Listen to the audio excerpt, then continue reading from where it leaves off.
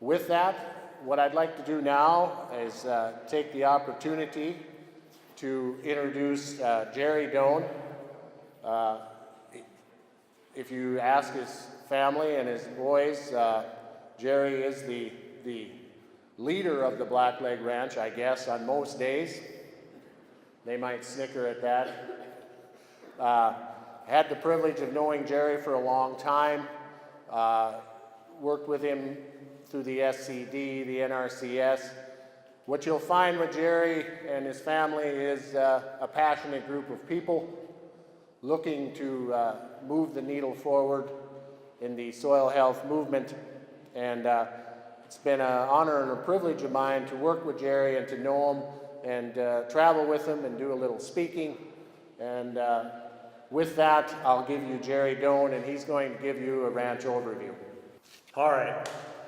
Welcome everybody to our place here. We really appreciate the turnout, and it's a great honor to have Alan, Savory, and Byron here. For those of you that don't know, I mean, way back when in the 80s, I took my first holistic management training from Alan, and my fear was that he'd come here today and say, "My God, you didn't learn a damn thing in that class." But I know you came here to listen to them, but they asked me to give a little bit of an overview on the ranch here today, and we're just excited to have these folks here to go out on the land a little bit, first talk to you on some of the principles and things, and then get out on the land. But first off, I'd like to introduce my family, and they pretty much are the backbone of this operation. My daughter Shanda is not here, I don't think. We've got a store in Bismarck, Brandon Envy, and she's working there, but her husband, Don Morgan, is here. Don, if you'll give a wave back there. Don helps out a lot around here. If any of you do anything with the Starian Banks, he's the chief credit officer there, so maybe you can get a better interest rate today if you hook him in a corner somewhere. No, hey, Don's back there, no. Then my oldest boy, Jeremy. Jeremy, if you give a wave. Jeremy's the carpenter on this place. Everything you see in this barn and the lodge, both Jeremy and Jay have built, and so he's quite a talent at that, and it's created some real opportunities for this operation. My middle son, Jay, I don't know where Jay is. Right there, okay. Jay's the crazy one that went off to Arizona State, and we never thought we'd ever see him back here on this ranch. But one day called home and said he was tired of all the traffic and the hubbub and wanted to come home, and we wondered what he was smoking down there. But we're excited to have him back, and yet any of you that are in family operations know that adding more people creates some real issues. And then my youngest son, Jace. Jace, if you want to tip your hat or wave back there, he's standing back by the bar, which is normal. Alan, Jace is the one that just graduated from Montana State University. You were giving me heck about that last night. So we're glad to have Jace back on the ranch. And then I'd like to introduce Ethan's back there. Ethan's worked with us for a number of years. During the hunting season, he's one of the main hunting guides and has helped a lot on these barns and things as well. And then I'd like to introduce, this year we've got 2 interns on the ranch, and we're trying to teach them all about holistic management and soil health and all that stuff. And hopefully they're learning some things. But Will, if you'll, Will stand over there. Will's from Texas, so he's a big, tall Texan, but he goes to school in Nebraska at Chadron State. And then Charlie's over there, and Charlie goes to Oklahoma State. And what was that state you're from, Charlie? Oh yeah, Maryland, that's right. Oh, we're having a lot of fun with these guys, and we're going to be sad to see them go because we worked the living heck out of them, I think. Tried to teach them some things as well, but who did I miss, Renee? Did I get everybody introduced? Oh, I did miss you. Oh, God. Normal, see. Here's Renee, my wife, and she is the glue that holds this whole chaotic mess together. So, and she knows that, and we all know that as well. We're just darn proud to be hosting this event today. You know, we've been really fortunate this year, and I don't mean to do this, stand up here and brag at all, but we won the inaugural Leopold Award, and that was really exciting, the first time the Leopold Award had been given in North Dakota, and then immediately won the National Environmental Stewardship Award. And what I'm so proud about, guys, is not for our family, but North Dakota had never won that award in the 26 years that it had been given by the National Cattlemen's Association. And my family was just ecstatic to bring that award home to North Dakota for all the folks in this state in the conservation effort and everything that's done here. My hat's off to the state NRCS and particularly Jay Fear and the whole Burleigh County group. Josh and Kenny, you were a big part of that, and Daryl, because they've been a big part of this operation, and they were the planners in this whole thing, and we wouldn't be where we were if it weren't for those folks. I'll just give you a few tidbits about this place, and then sit down and let these guys talk.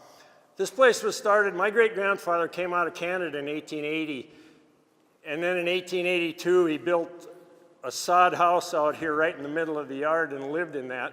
And when we went through this hellacious winter that we had, where we had 75 inches of snow on this place this winter, I had to go back and remember, as ugly as it was, it couldn't have been nothing like living in a sod house trying to stay warm and put food on the table. And he homesteaded here in 1882, and so we've got the 6th generation on the ground now, and we're pretty proud of that.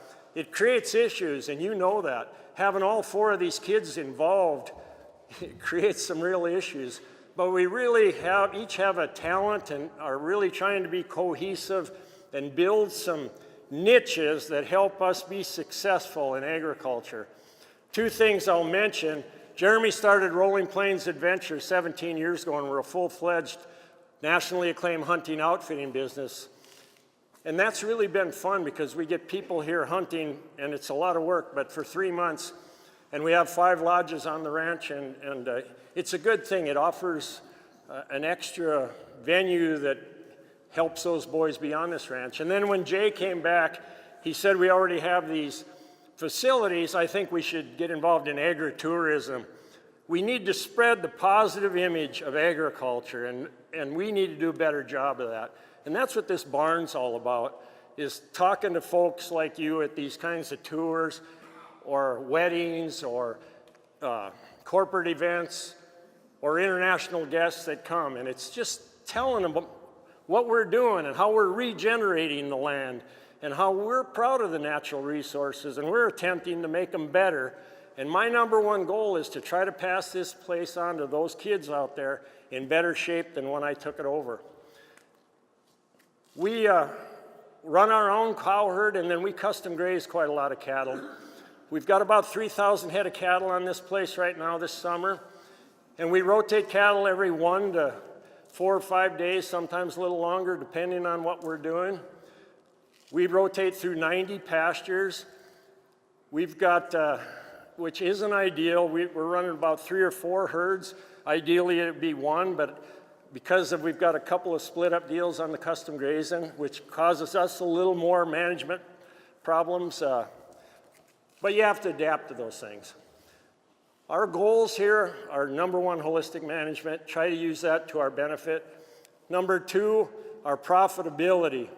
I think so often in agriculture we miss profitability. We forget that we can be profitable. And some of you that have heard me speak have heard me use this, but I remember at a cattleman, we talked about cattlemen's groups, Alan, last night, and one of the head cattle producer groups stood up at this convention and said, we pretty much accept that we can't be profitable in the cattle business. And I'm like, well, what kind of crap is that? I mean, yeah, we love our lifestyle, don't we? But we need to be profitable, and I think we can be. And then the other thing that I think is so important, and I didn't get it probably till these kids were back, and it's about improving our quality of life. So have profitability, and then have quality of life that you enjoy yourselves. And the kids, what they brought, and I was just telling Alan this, because he was laughing about what we've done here in a positive way, I hope. And anyway, we got to have a little fun with it. anyway, they've reinvigorated me. I think if I was here alone, I would, and I told him I'd probably just quit and be drinking whiskey, and he said, that's not a bad plan.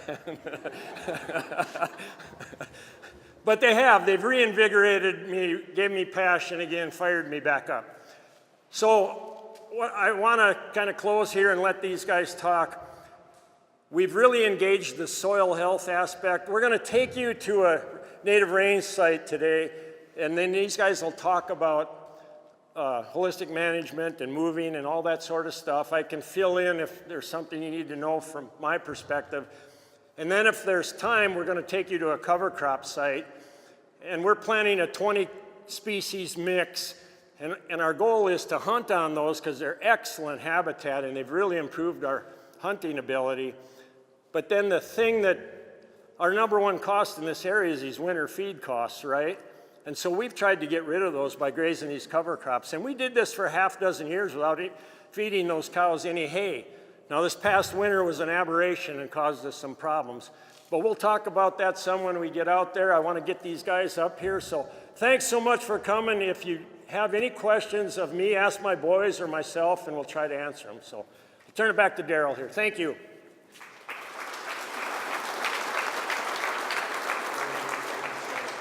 What's that? Thank you, Jerry. At this time, what I'd like to do is I'd like to introduce Joe Howard. If she could come forward. Oh, Joe's the going to acting state conservationist. Do you want her to have this? Or? For NRCS. She's probably better out of my shaky hands. And I believe she has something she wants to say.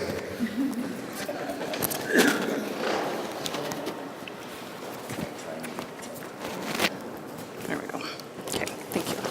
Jerry, I got around here and drank some whiskey. I don't know if that's such a good plan that Alan's got or not. We'll talk about that later. Here's Jill. All right. Thanks, Daryl. As Daryl mentioned, my name is Jill Howard, and I'm the acting state conservationist. I'm filling in for Mary Podol while she's on detail to national headquarters. So I just wanted to take a moment to thank the Doans and recognize their continued commitment to conservation stewardship. You've heard about their ranch and the pride they take in their ranch and and obviously their family. What you may not know is that they are called upon again and again to serve on boards, panels, host workshops, and speak at tours and generally share their experiences, expertise, and perspective. And they do so over and over again with grace and humility. Many times when NRCS thinks of partners, we think of organizations, businesses, nonprofits, and other large groups. But a partner doesn't have to be an individual. In this case, it's a family that values what NRCS values and implements those values through soil health, rangeland management, and water quality. So while this may not match up to the Aldo Leopold Award or the Environmental Stewardship Award that the Black Leg Ranch received in 2016, I'd like to present to the Doan family this token of appreciation on behalf of the Natural Resources Conservation Service. So if the Doan family could come forward, please.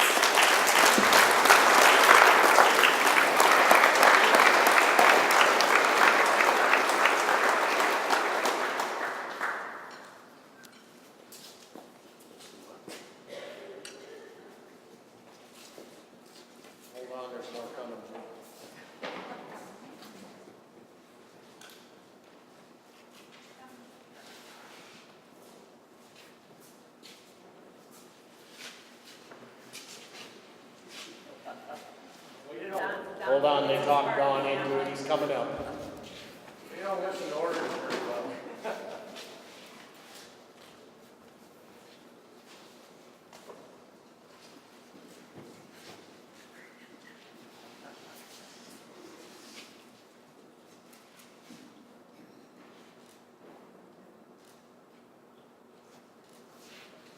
Thank you so much. Thanks, everybody. I appreciate it very much.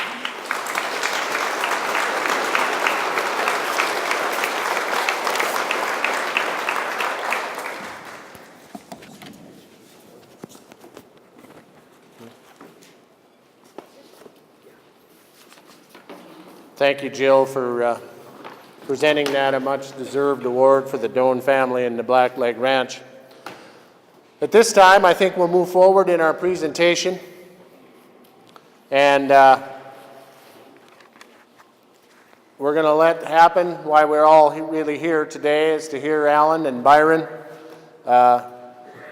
talk about holistic resource management. About Alan. Alan Savory was born in Zimbabwe and educated in South Africa with a Bachelor of Science degree in zoology and botany. He is a founder and president of the Savory Institute. The Institute, based in Boulder, Colorado, serves the whole world through an international network of entrepreneurial innovators who offer holistic management training and implementation support. Savory's new book, which is actually in the 3rd edition, Holistic Management, A Common Sense Revolution to Restore Our Environment, is out at this time. A TED Talk Savory gave in 2013 has received more than 4 million views, and in 2014 was voted one of the 50 most intriguing TED Talks of all time. Along with Alan today is Byron Shelton. Shelton is the Senior Program Director for the Savory Institute. Byron provides training in holistic management for the worldwide network of the Savory Institute, hubs, and accredited professionals. He also provides farm and ranch management consulting for the Savory Institute. Shelton is the founder and managing member of a private consulting firm providing facilitation and training in whole farm planning using holistic management decision-making and financial planning.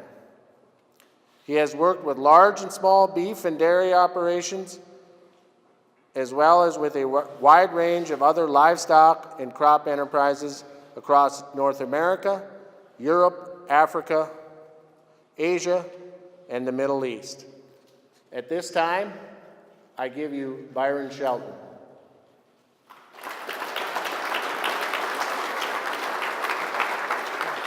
Turn this on, or do I have to hold that also? No. Glad I'm not going through airport security. Can you hear me in the back? Is it not reverberating? If I don't talk too loud, is that okay? It is an honor to be here. I look out at all of you and I think this is just such a great turnout. I get inspired whenever I am in a facility like this and there's a family doing so well in a ranch, it inspires you to hear about it.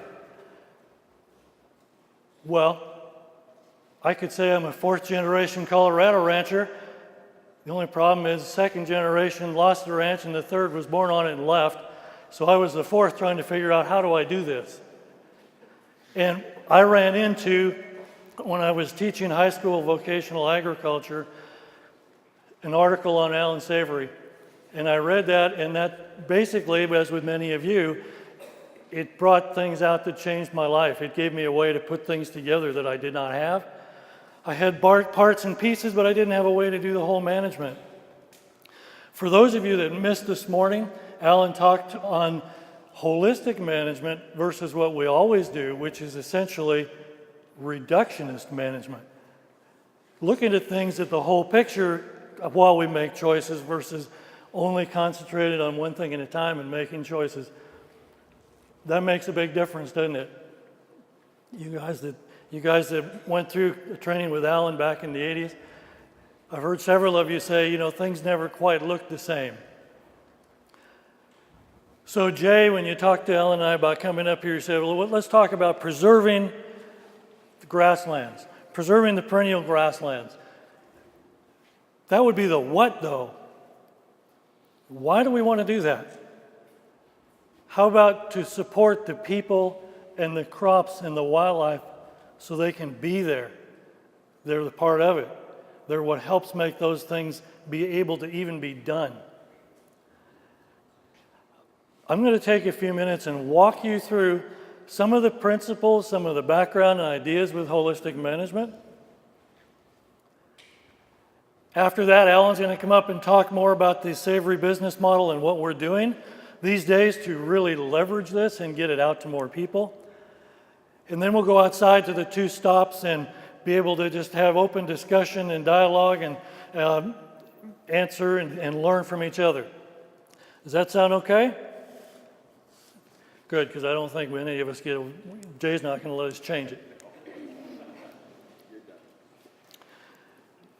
So we've got quite a story to tell, really. Those of us involved in land management, resource management, keeping people on the land. Comment this morning was, communities are leaving. How do we have more people out here? To have a vibrant community of people on the land and not have our rural towns dying and all the ripples out from that, the ramifications from that, we're going to start at the ecosystem level, the environment level, and build. Holistic management's got 3 environmental principles that it really stands on. And then a 4th one of how to think about the whole picture at once, holism. But let's just start with a couple of these environmental ones. Now I'm going to go through a bunch of topics, and those of you that it's a repeat to, that's good. I'm still just learning it, so it's good for me too. For those of you who it's new to, no problem. But don't think you have to remember any of this. You can go find the information later, but just see if you can connect the dots here as we work from a couple environmental principles up to a really, truly vibrant community that's still surviving and growing. So a plant grows and it needs to decay and go into the ground to feed the soil. If it can't do that, it turns gray and it rusts into the air and it goes away. We mind our soil. Well, what makes it die and go into the ground? We've got microbes, microorganisms that live on the soil, in the soil, or above the soil, and they have a habitat they can survive in. It's humid enough they can live. Plants grow, if it's humid, they can live and die. Plants can't have microorganisms where there's no humidity, where it dries out, the habitat goes away. A plant grows, it truly rusts away or oxidizes into the air. So here's a question for you. When you live in an area similar to this, or like 3/4 of the Earth's surface, and you live in an area where the soil surface up goes dry some or all of the year and from year to year, so those microbes can't die. They die, they cannot dissolve and decay and eat those plants. Here's the question. Where above ground do you have consistent humidity and moisture for microorganisms to live, to digest plants? Where above ground does that total humid environment exist where plants can be decaying and can then recycle to the ground? If you don't go away with anything else today, well, here's one point.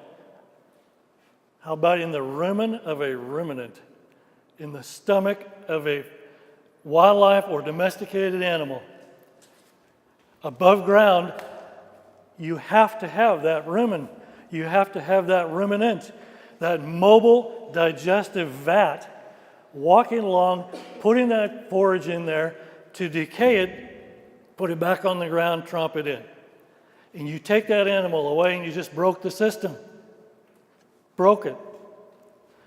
And you take away the predator that would keep that animal moved, bunched and moving, you broke it even more.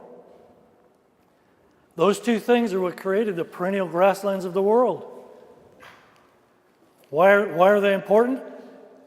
Where are all our croplands but in the most productive grasslands of the world that were produced by wildlife or domesticated livestock with their predator or through management of herding or fencing, being able to make the plants grow and decay and feed the soil. This concept we call brittleness. How brittle is your land?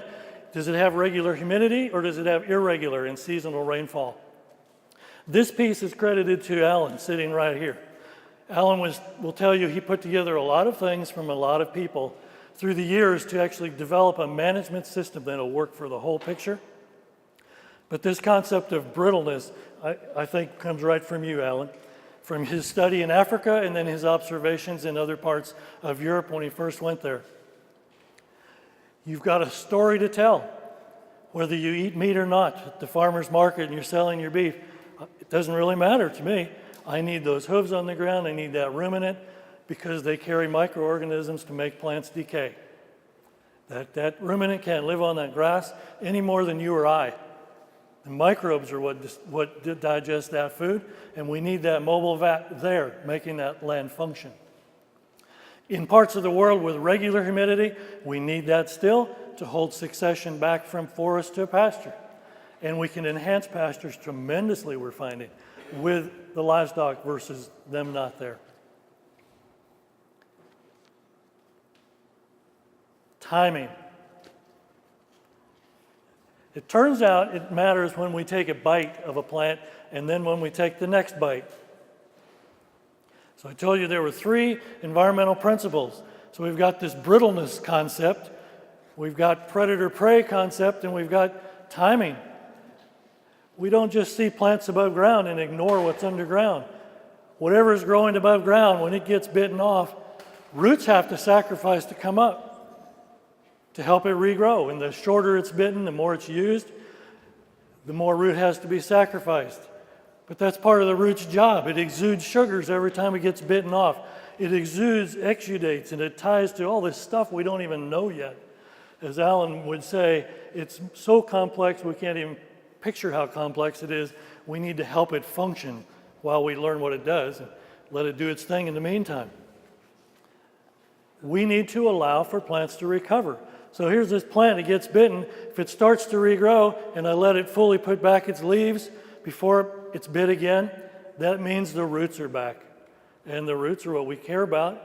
That's the true savings account. Above ground's the checking account. Underground's the biological capital. We've got to be building that constantly and living off the interest above ground. We need those plants to recover. So the whole concept of how do you take a bunch of animals, move them around the land, and know when to come back is based on plant recovery. So I bite this plant, it's starting to regrow, but it's not fully regrown with its leaf blades. When we bite it again, that plant is an overgrazed plant. So those of you who have learned in holistic management, overgrazing has nothing to do with numbers of animals. It has to do with timing. And we're learning how to time and then do that timing, which is the crux of a grazing plan, with a whole lot of other things the grazing plan is managing. We can't always be perfect. When's one time of the year that you always overgraze? Spring. You can't wait until you go to turn animals out on a pasture till all the leaf blades are back and it's about to go reproductive. So think about this. Every pasture or paddock you're in the spring, until you move into one where the plants have recovered, you're overgrazing. That's okay. Nature did that. But now next year we don't want to hit that one in the spring if we can. Even again this year we've got to make sure it recovers. Concept. You can get more into it and understand the details in the textbook or the ebooks we've got. But 3 environmental principles that really are important. Timing of plant recovery, and we manage for plant recovery, and we move animals based upon plant speed regrowth. Yeah, and the number of pastures you have, and the number of paddocks, and all that factors in. But it's too much to keep in your head, so that planting chart helps you do that. Timing, understanding brittleness, and the predator-prey relationship, those are critical, important points. Let's switch gears here for just a minute. Let's talk about the tools you've actually got to manage the land, manage the ecosystem. There's really only, you could group them a variety of ways, the way we've grouped them in holistic management. Keep it simple, there's 4. For thousands of years, we've used the tool of fire to manage land. During the same time, we've used technology. Everything from simple technology to the extreme, wonderful, helpful technology we've got today. Another tool that we don't think about as a tool many times is rest. If you don't do anything to the land, if you don't disturb it with animals, if you don't disturb it with fire, and if you don't disturb it with some form of technology, you're still making a choice. You're using the tool of rest. And then the fourth tool, for those of you who've been around holistic management for a while, we've combined them and calling it living organisms. And it involves the tool of managing large herding animals for grazing and recovery. And it involves managing their feet, their saliva, their rubbing, their dunging, the animal impact piece.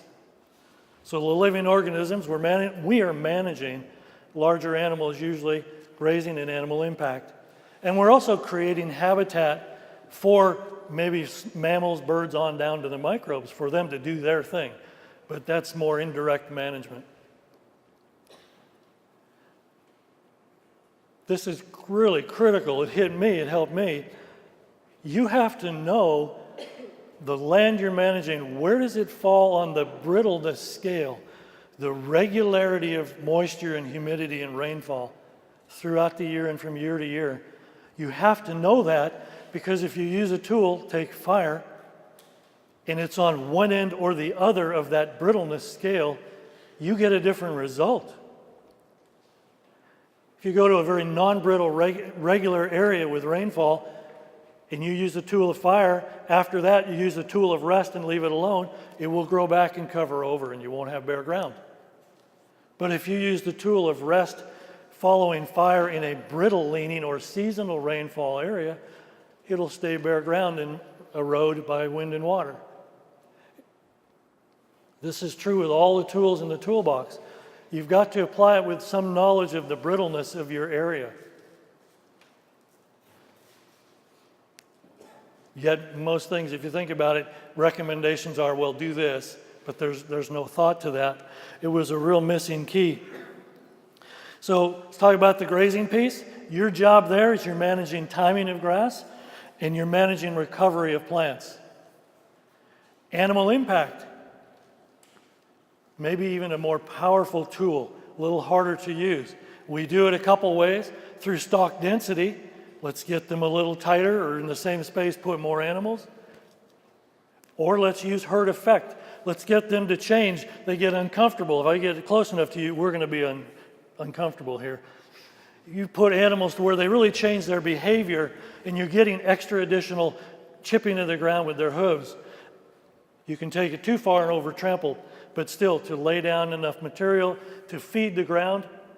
Remember, you're feeding microorganisms. That's really all you're doing. Some are in the stomach of the rumen, the rest are in the ground. And you can't take it all and leave the ground uncovered and expect it to continually be building biological capital. A little bit of a review then on tools. You've had that. Now, why are we managing these tools? To improve the land. And how do we look at the land to see if it's improving? Through looking at the ecosystem processes. So I could have a whole biology book on plants and a whole zoology book on animals and know a lot of things. But what we need to know in management is how to look at the soil surface of the ground and say, this is improving or it's not. We're looking at it through 4 windows, almost like looking into the same room but through 4 different windows. So we can say, I've got my eyes of the water cycle on right now. That rain we got today, you got 1 inch, well, you got 2. But you used all yours, you only used 1 of the 2 you got. Hers was not as effective as his, in my example. Effectiveness of rainfall is huge. Is it hitting bare ground? Is it hitting capped ground? Is it running off? Did it come slowly so it's soaked in but it's not covered so it's going to evaporate back out tomorrow? It might as well not have rained. We weren't ready. We didn't prepare the ground. So we're looking for effective water cycles. We don't want to see gullies. If we even see litter, little pine needle or grass dams moving, we know we've got water moving and we want it to soak in. There's lots of things to look at for the water cycle. Is it being effective? How about plants growing and decaying? That mineral cycle of feeding the land also. We've already discussed a little bit, if it's that gray color, green is pretty new, tan is a year or two old at the most. If it's turning a gray color and it's still there, that forage is rusting in the air. So that's a very direct indicator our nutrient or mineral cycle is not as effective as it could be. So what can we do about that? As we go through these things, when people talk about, well, you could increase your stocking rate or double your stocking rate or beyond, well, you just doubled the ranch without leasing or buying it. Mineral cycle then, is it effective as it could be? How about the sunlight? Are we catching it? Or is it, you walk across the tennis court and it's hot, you get to the park on the green grass and it's cool. That energy is being caught from the sun. It's like a rheostat on the wall. It would turn these lights up or down and dim them. Is it turned all the way up or is it halfway down? Are we grazing everything so short that nothing, that's turned way down? There's no energy flow. Or has everything gone to seed and the energy's flowed down too? Now that doesn't mean there aren't times when we don't always just say, well, keep it in stage 2 or in the middle vegetative. It's very short, it takes off and grows or it gets longer. You have reasons for every one of those items, but you need to know where you are and why, and that's built into your grazing plan. Do you have the diversity of plants and animals that you could have? Plants, warm season and cool season, if you can grow them both, are they there? Are they as fit as they can be? When you first stop, say, continuous grazing, plants will get to recover their first time, but they still may go to seed before they're truly as tall and as wide of leaves as they might be after 4 or 5 or 6 times of them being allowed to recover. The plants kind of have gone to a gym. They're getting better all the time, every time you let them recover. The diversity, the health of each plant, the density of each plant, extending that growing season by having warm and cool season plants, extending that energy flow. These are the ecosystem processes we look at. And we look at them right at the soil surface level because that's where the earliest changes tell us if our management is working or not. We'll tell you a little bit later at some point about our land to market program we're working with, where it's a whole different environmental monitoring program where we don't just look at the soil surface, but we're actually saying, is your land, Jay, improving? You may be certified many things, organic, non-GMO, or natural, humane, but is your land truly regenerating? Are those ecosystem processes building biological capital? When we do that monitoring to help prove to the scientist and to the consumer that you are regenerating land, not just living off the savings account, then we look at more what we call lagging indicators. But the environmental monitoring we do early on is the real leading ones. And that's the key right on the soil surface of those 4 ecosystem processes. So I talked a little about environmental insights, a little about tools, a little about the processes. It doesn't matter if you know all that really well and can do it on the land. If you don't take it further, with the grazing planning, you've got to have a planning procedure. You just can't keep it all in your head. Where was I? What recovery did this have? Am I going to be in the right spot here? I've got an event here. I've also, when did I graze this last year? Is it recovering for this year? Oh yeah, I took that tall, thick grass down there last year to get the clover to come, but this year I forget that and I don't allow for that to recover, the grass. The holistic plan grazing is one planning procedure in holistic management. It's just one, and it's powerful, but it's just one. That's where we really manage those tools of living organisms, grazing and animal impact to create the landscape we want. There's another planning procedure though, land planning or infrastructure. Sometimes we've got to have water development. That could be the most limiting factor to allow us to have the ability to move animals to allow for plant recovery or to get enough animal impact or the proper amount we want this time. So we have a land or an infrastructure planning process. Where and how do I put in infrastructure And how do I break it up into parts to figure out how to pay for it? Well, then that ties us into the financial plan. Holistic financial planning, if you're doing grazing planning, saying you're doing holistic management, no, you're doing some form of rotational grazing, mob grazing, something, but it's not holistic planned grazing, because any decision made in holistic planned grazing is tied to your financial plan.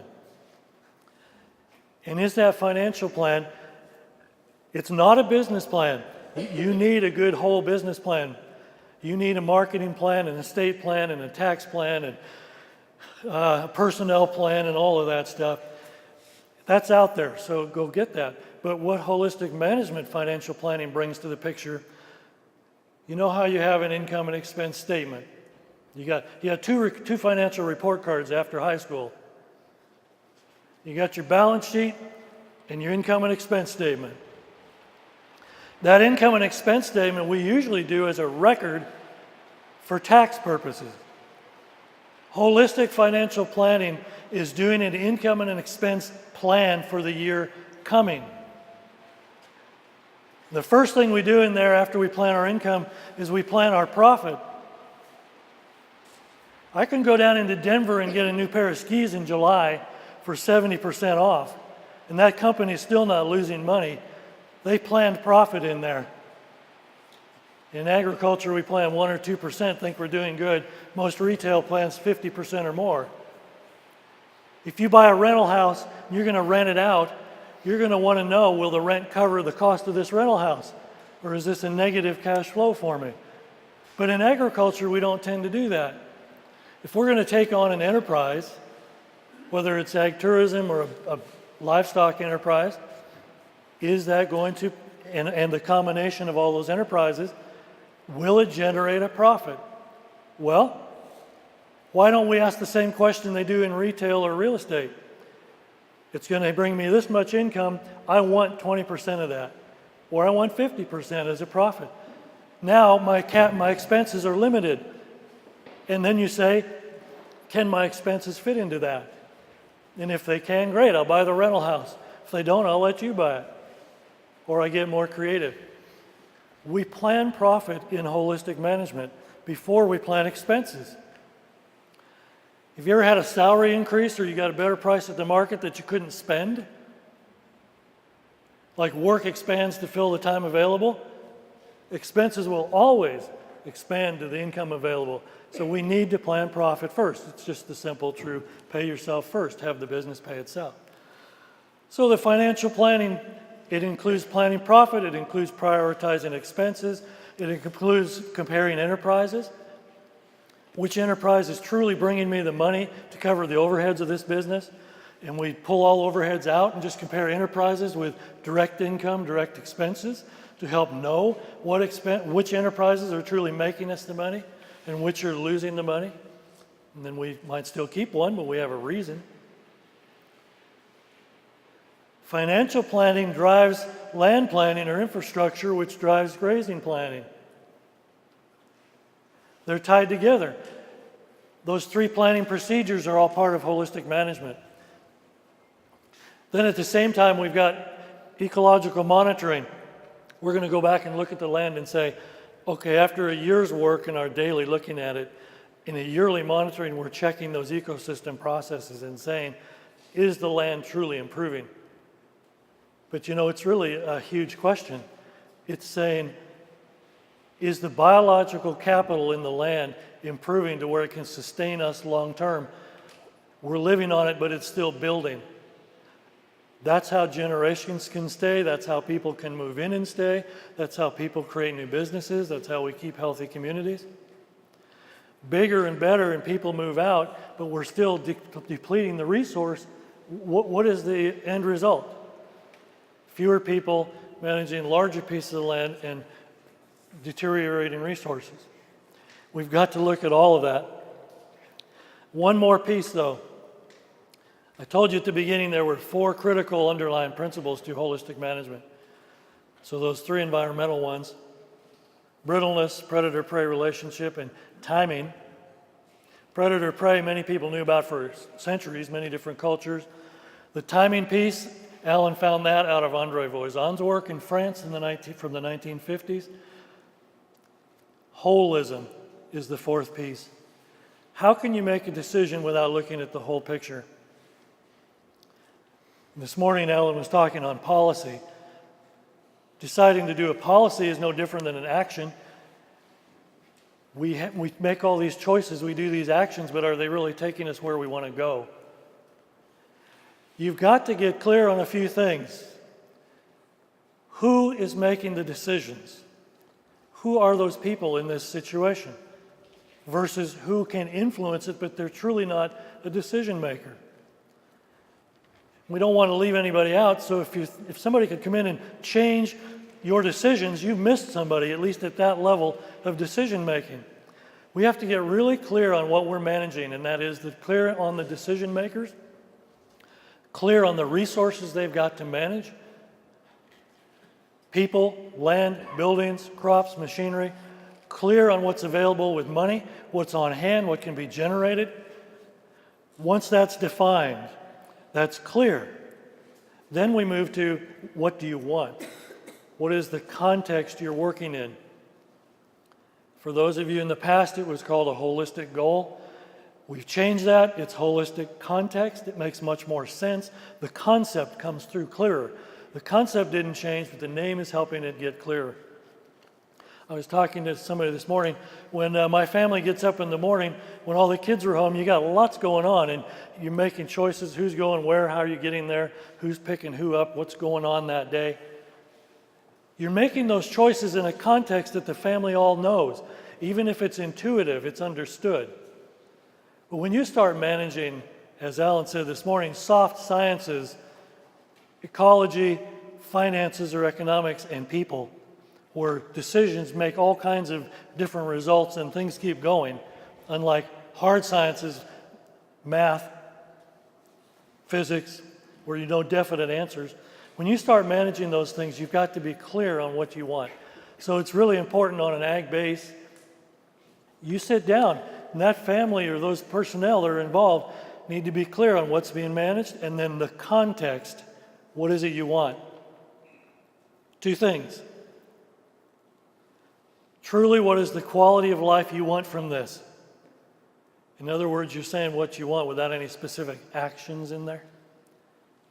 And second, what is the resource base we're managing have to look like in the future to be able to really support us to be able to stay here long term? So there's no specific actions in those things. When that is clear, then you can sit down and go through what we're calling context checks, the old testing questions or filter questions or guidelines. And as you consider the different actions that can be taken, will these actions move us the future resource base to what we want, and will it keep us operating within the context we want? And if it won't, you know it's not an answer now, or at least it's only good short term. It will not be good long term. So we have some financial checks. Is this truly, is this where we should spend our money first? We really prioritize expenses. And some of you are familiar, we got to prioritize in that chain of production from sunlight through crops and livestock to $1. Do we buy more land first? Do we increase the grass productivity? Do we get more animals? Or do we spend on marketing? 3 links in that chain. And if we really have a bad market, but we've got a great product and we've got all the grass we need right now, what are we doing spending money going to a grazing school to learn how to grow more grass? It's out of order, and we can't expect to be successful business long term. Prioritizing expenses is one of the context checks that's financial. We also ask the source and the use of the money. Is it coming from the best place in terms of our context? The source of it and the use of it. We also ask each enterprise, got a couple I was trying to think of, how is each enterprise contributing to the overall overheads? And we also ask, if we take this action, is this the best bang for our buck for that action? Is this what we should do or not? All I want you to take away is there's some financial questions that can help check your actions to help make sure you know if it'll keep you within your context. We ask a couple others that are not financial related, are we dealing with the cause or the effect of a problem here?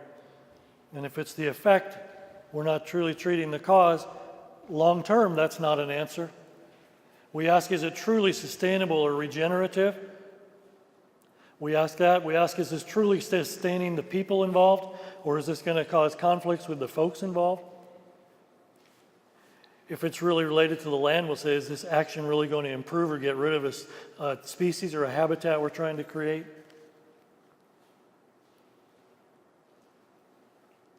So let me back up. To restore grasslands, why? To have that healthy community, we've got to know the right decision makers, the whole we're managing in a context, to be able to use those planning procedures, financial land grazing planning, and the follow-up ecological monitoring of our actions on the land. We have to have chosen from our actions on the land the different tools we're using: fire, rest, grazing, animal impact, forms of living organism, technology, to see if we're changing ecosystem processes to create that biological capital. And we have to do all of that knowing a few environmental principles that are put together in holistic management: recovery of plants and timing of plants, brittleness as far as plants being able to grow and decay, and mimicking nature through that predator-prey relationship. So I'll wrap it up by saying one thing. If somebody says, or ask me, what do you think of mob grazing? Say, just pull that one out of the air. It's common. You know, what might an answer be if you were asked that? How about, well, that means putting them really tight. That means stock density has gone up. I would consider that once in a while. I'd have to have the infrastructure to do that. That would have to pass my financial plan.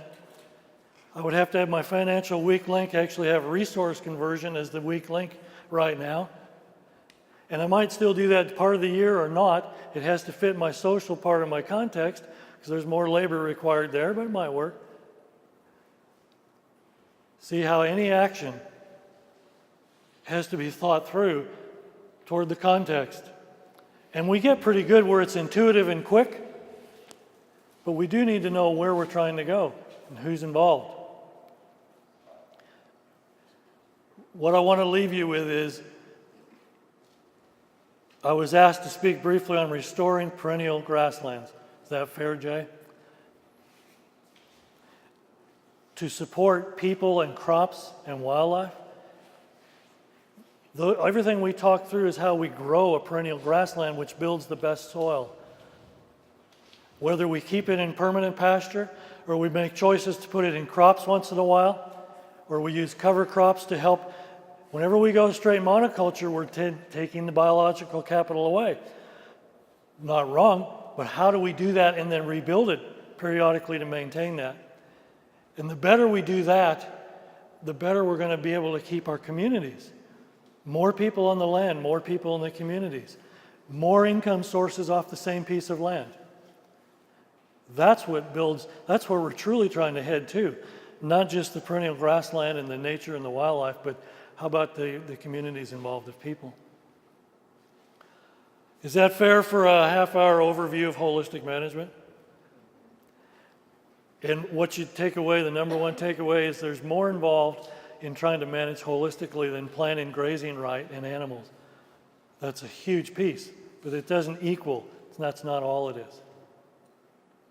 Good enough? Okay. Alan, would you like to come up?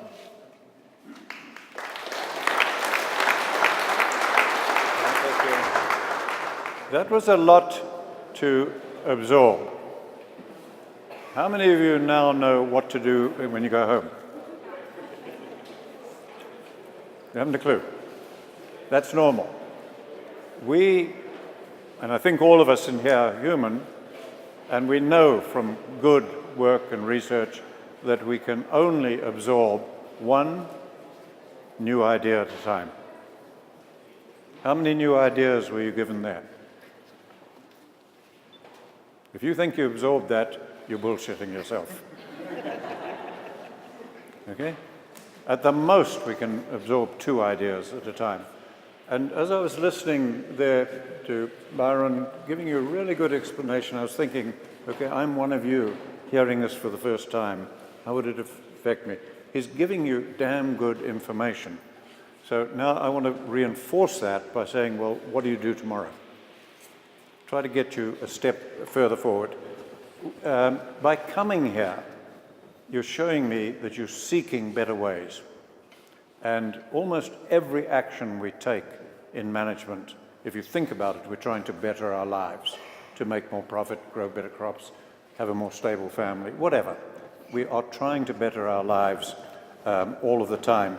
Now, if we gave you today, let's say Byron and I were able to give you 5 or 6 or whatever, damn good ideas, foolproof ideas. You could go back to the farm, you could do those tomorrow, and they would improve your profitability and everything. You know what I can tell you? You'd fail, because you're not addressing the problem. The real problem is the management we're practicing, not getting better techniques and having the same management. We have to change the management we are practicing. Now, why do I say that? Because if we look at the results of what we're doing in agriculture, and we spoke about this morning, the greatest product we're producing in this country is eroding soil. It's outweighing all beef, all grain, all timber. All American exports are outweighed by just eroding soil. When I came to this country nearly 40 years ago, your SCS was putting figures to it so that you could understand it, because you have some of the best extension services in the world here, and they were explaining, and I picked that up immediately, that it was the equivalent of a train 116 miles long of rail cars loaded with soil leaving the country every day. What other product have you got doing that? So you guys are doing well. You're screwing yourselves. All right, and you're on a par with the world, because the world is producing, from the crop farming, etc., over 75 billion tons. How many billion people have we got in the world today? About 7 billion or so. So this is about 10 tons of eroding soil for every human alive today. We need half a ton of food for every human alive today for a year. So we're producing 20 times as much dead eroding soil as food. So what's it going to help you if I give you 2 or 3 more good techniques to farm?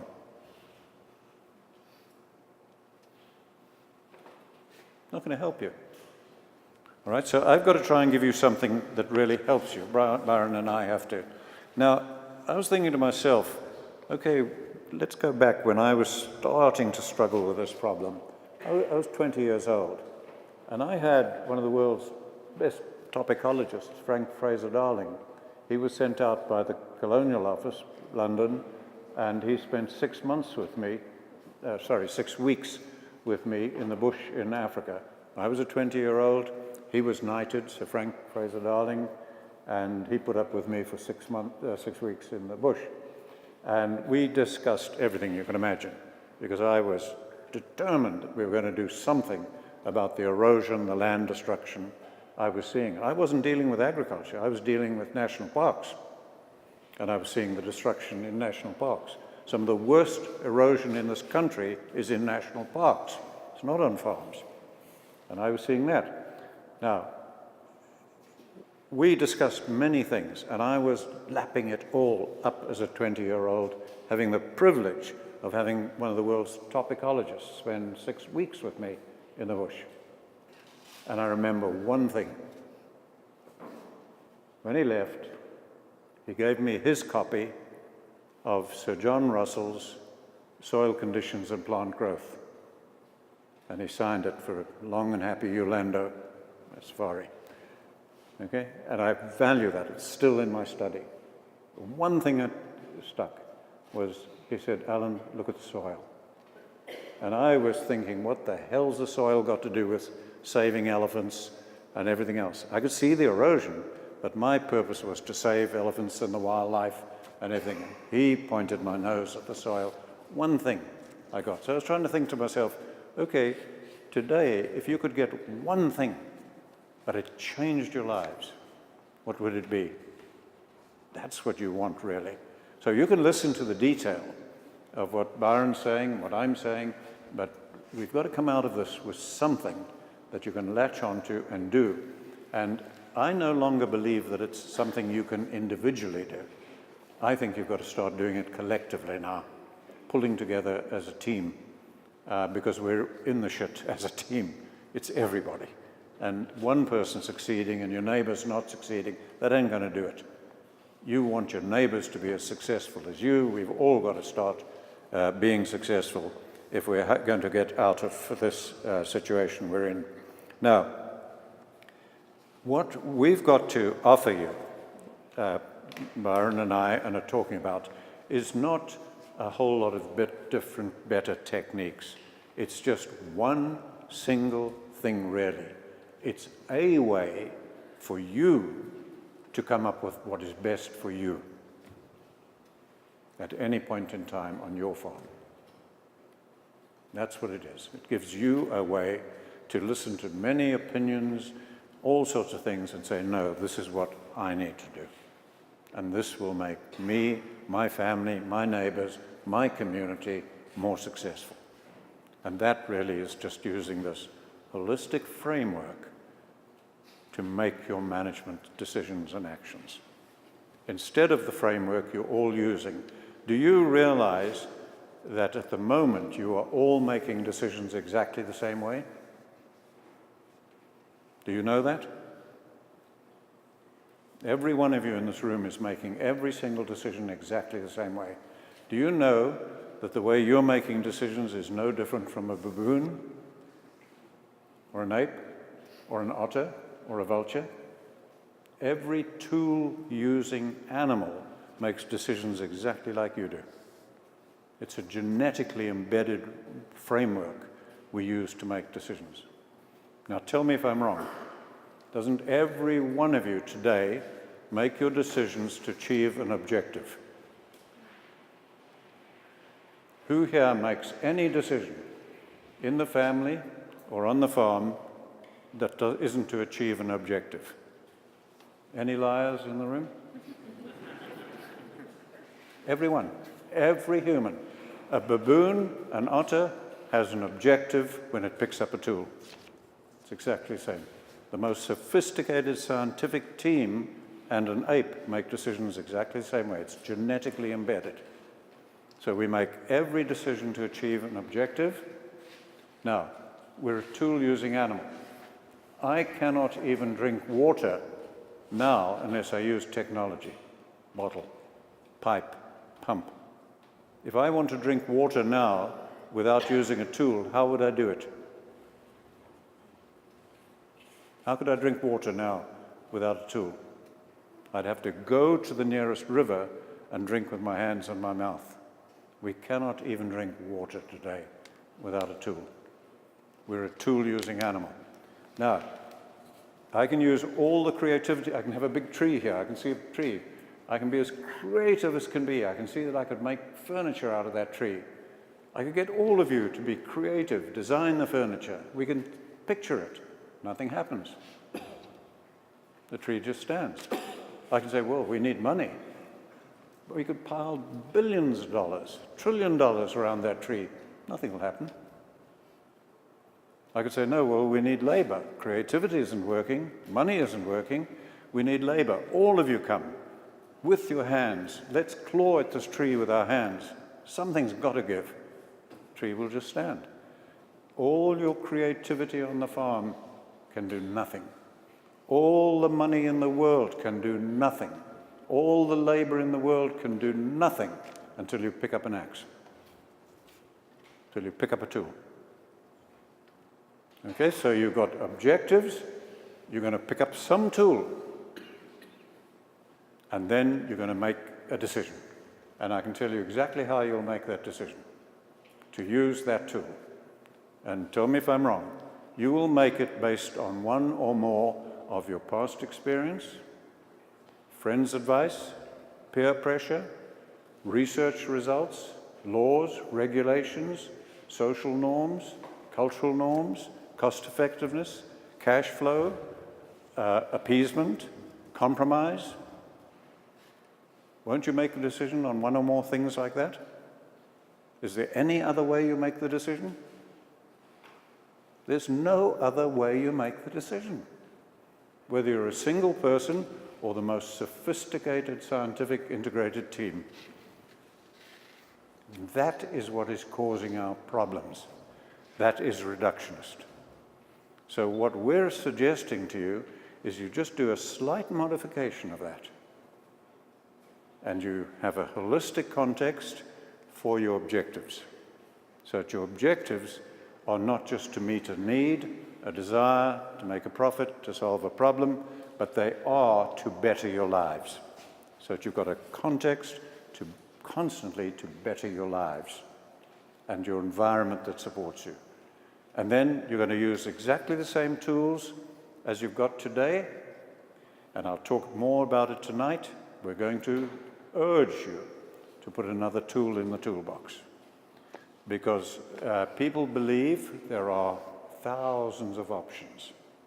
I got criticized heavily for the TED Talk by professional people because I said we have only one option left to mankind, to do the unthinkable, and that is to use livestock, to save humanity now, save civilization now.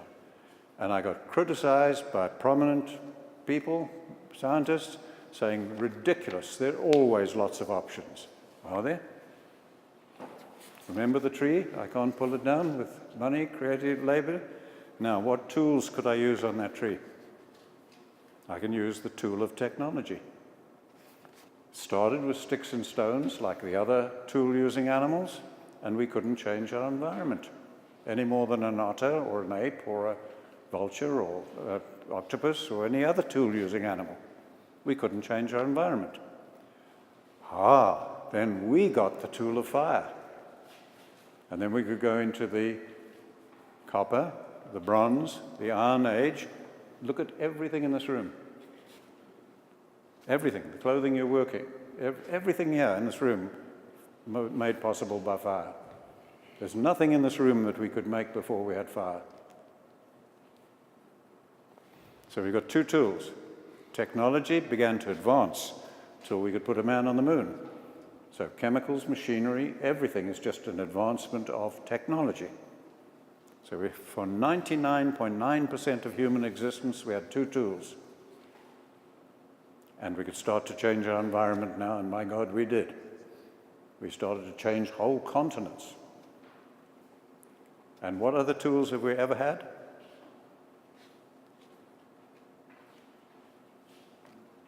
About 10,000 years ago, people thought of another tool. They thought of resting the environment, crop rotation, move livestock to rest the environment. Conservation, we call it today. So now you've got three tools. What other tools are there? There must be something available to us as scientists, as climatologists. Yeah, living organisms. We can use organisms to make cheese and wine. We did it for thousands of years. And then to make medicines and so on. And now we're trying to refine that more and realize it can go beyond planting trees. Because what are we doing now to try to deal with global desertification and climate change? We're trying to use technology. It's failing everywhere. We can't use fire. Rest is causing it. That's why some of the worst loss of biodiversity now is in some national parks. So what else have we got? Plant trees. Use technology to plant a tree. Because I can't even plant a tree like I can't drink water without picking up a tool. And planting trees ain't going to save us.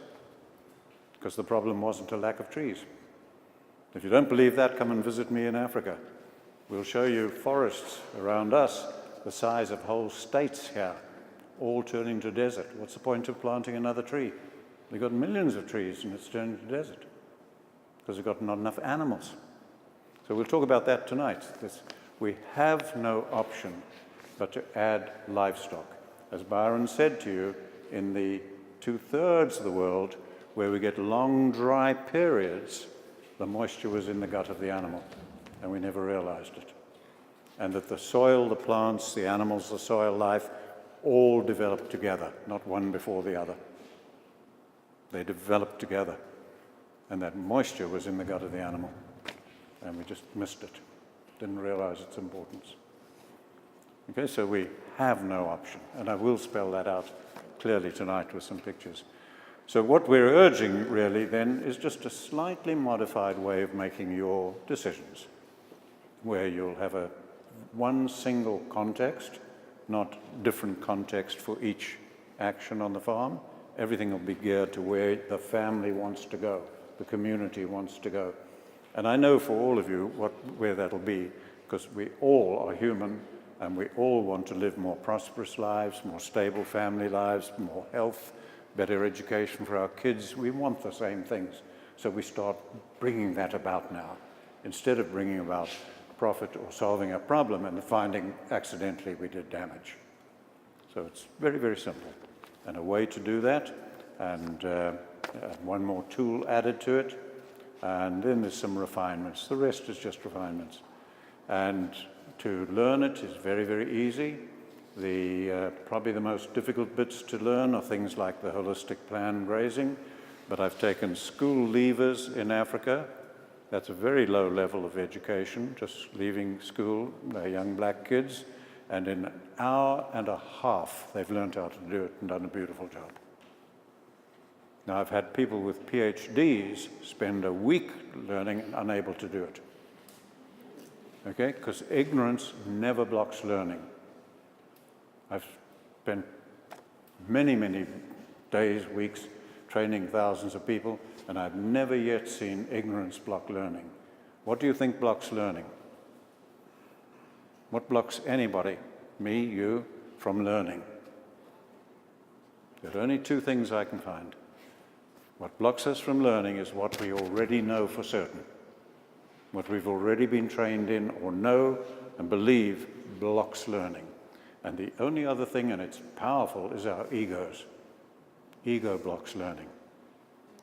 So if you can't learn it, get your kids. Because if they haven't already learned a lot of stuff and they don't got their ego in the way, they'll learn it just like that. And the other thing we observe, and we don't fully understand why, is if you men are having difficulty learning it, get out of the way. Women learn it quicker. For some reason, women understand holistic management quicker than men. And so it's much better to work as teams, families, teams. The women pick it up when the men miss it. And that's fine. Okay? So really, that's what we want you to do, is to learn that, how to do that, and we want to give you a way to begin doing it. I'd like at this point to just branch off slightly into the story. You know about Socrates and the young man that went to learn from Socrates? You ever hear that story? I loved it, because this young man came hundreds of miles on foot to Socrates to learn from him. And he met Socrates, and Socrates took him down to the beach and waded out into the sea with him, and he pushed the young man's head under the salt water, and he spluttered and coughed, and Socrates pulled him up and pushed his head under again, and coughed and spluttered and brought him up, gave him breath, pushed his head under again, 3 or 4 times, took him out, dragged, left him on the beach, coughing up seawater, and Socrates walked off to the market.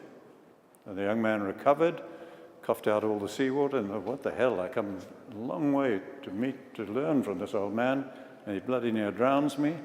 And he thought, at least he owes me an explanation.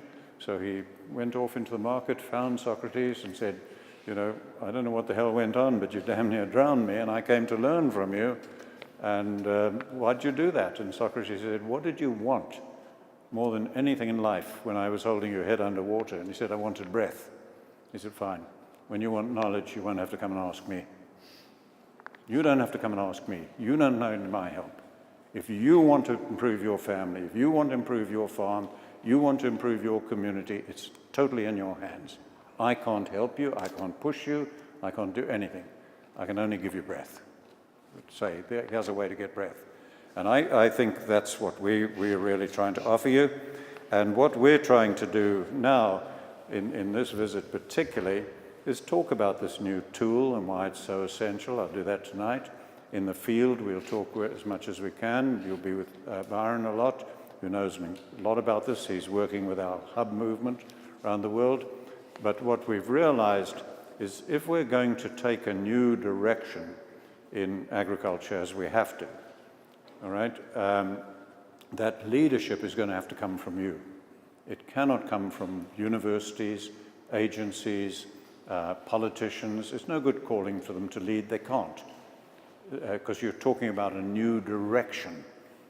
Okay, and the only way that can happen is grassroots, is people. And when enough people are wanting to move, it will move. Institutions will move, politicians will move. They do not move until enough people want to. And you see that over and over again, and it's well backed by research. So what we're doing now is we're saying, look, we've tried everything. Let's just try getting people together. And so it's happening now. And we've got about 20 to 30, I'm not sure the exact number now, of these hubs around the world, because it's the same problem everywhere. It's not just you guys. And where people are getting together, and they are just as humans. So some of them are coming from universities, from pastoralist tribes, from groups, from city folks, from anywhere. It's just getting together as humans. They've got some land base, because agriculture is the base of everything in the end of the day, and they're working together. And just beginning to manage holistically, use the holistic framework, far from perfect. None of us do things perfectly.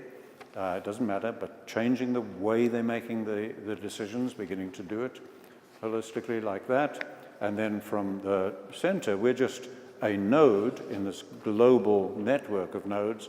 We're making damn sure we give them the facilities, the internet capabilities of networking, a platform around the world and get training materials to them quickly, the most up-to-date stuff quickly, and able to interpret it into any language quickly for training in literate people, whatever. We've got all of that now in place, so we can spread that quickly amongst them, and then put them in touch, because you don't need me or Byron. At the end, you just need to be connecting with each other and using that framework and keeping learning and keeping getting better and better. So that's happening already, and I love seeing it. Where I was mentioning to some this morning, I've literally been in Sweden and found, my God, they're connecting with the guys in Argentina and Patagonia because they've got sheep, and they're sorting out their problems together.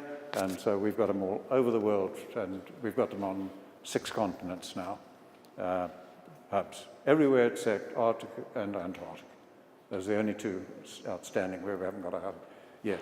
Several in America, including the first university-led hub in Michigan, which is great, because now, and there's no one-size-fits-all. Some of them are non-profit organizations. All we want them to do is be entrepreneurial, be local, locally led, locally managed, and sort it out. But have some base, keep collaborating, and we connect you with worldwide, like that. And that's what I would urge you to do. Because if you do that, the rest will flow. The learning bit by bit. How many of you learn a language quickly? You don't. You've got to learn a vocabulary and sentence structure and so on and so forth. And he was almost talking a new language, even though it was simple. So don't try to learn it quickly. Just get into teams like that, hubs like that. So I long for the day when you've got 1 or 2 or 3 hubs in North Dakota as part of that global network, connecting with Australians, New Zealanders, Kenyans, Zimbabweans, whatever. Because that way you will solve your problems, you will work it out, and you'll have a network of people helping you. And some of the stuff you're doing is very far ahead of others, particularly with your cropping, stuff that Gabe Brown and some of the others of you are doing. You're a long way ahead of most places in the world. You need to help them now. And we can provide that network for you to be helping them, because we're all in this boat together. not competing one nation or another. We're going to sink together or swim together, not just in our communities, between nations. So that's it. Rather than trying to pick up techniques, arguments, or sitting in the coffee shop whining, we're trying to give you some idea of what you could do, is just start working together, collaborating, get into something like that hub movement, and join the group. I think that's what I wanted to say. Okay, thank you.